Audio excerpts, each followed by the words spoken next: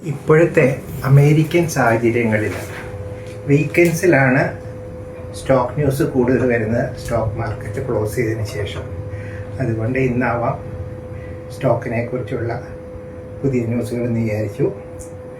India US trade 22 അവസാനിച്ചിരുന്നു. ഇപ്പോഴത്തെ stretch 18%ലേക്ക് താഴ്ത്തും, 50% 18%ലേക്ക് താഴ്ത്തുമെന്നാണ് അറിയാൻ കഴിയുന്നത്. പക്ഷേ അൺസർട്ടനിറ്റി ഉണ്ട് അമേരിക്കയുടെ കാര്യത്തിൽ. ഇപ്പം ഒന്നും പറയാൻ പറ്റത്തില്ല. 30th ഏപ്രിലിന് നമ്മൾ റഷ്യൻ ഓയിൽ സ്റ്റോപ്പ് ചെയ്യാം എന്നുള്ള ഒരു രീതിയിലാണ് ഇപ്പോൾ കാര്യങ്ങൾ പോകുന്നത്.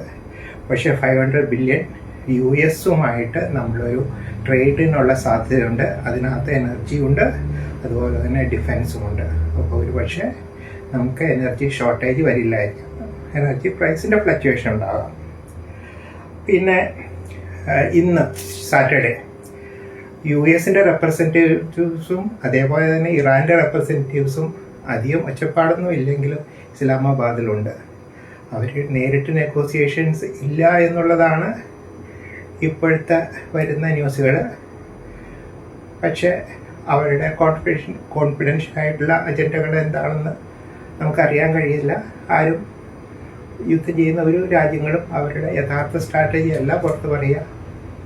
പുറമേയുള്ളവർ അറിയേണ്ട സ്ട്രാറ്റജികളാണ് പുറത്തേക്ക് കൊടുക്കുക. അതുകൊണ്ട് നമുക്ക് യാഥാർത്ഥ്യം അറിയാൻ കഴിയില്ല. ഓയിലിൻ്റെ പ്രൈസ് എന്താണെങ്കിലും ഇന്ന് 100-ൽ താഴേക്ക് വന്നിട്ടുണ്ട്. ഇതെല്ലാം സത്യം പറഞ്ഞാൽ പോസിറ്റീവ് ന്യൂസാണ് ഇപ്പോഴത്തെ ടെമ്പററി ഫേസിൽ. അതുകൊണ്ട് ഞാൻ തിങ്കളാഴ്ചയും മൺഡേയിലും പോസിറ്റീവ് ന്യൂസുകളിലേക്ക് വരും എന്നുള്ള പ്രതീക്ഷ അർപ്പിച്ച് മുമ്പോട്ട് പോകുന്നു. ലൈക്ക് ചെയ്യുക, ഷെയർ ചെയ്യുക, സബ്സ്ക്രൈബ് ചെയ്യുക. അതേപോലെ തന്നെ ലോങ് വീഡിയോസ് ഉണ്ടാകാം ഈ വീക്കെൻഡ്സിൽ സമയമുള്ളതനുസരിച്ച് സ്ട്രാറ്റജിയെക്കുറിച്ച്. Thank you.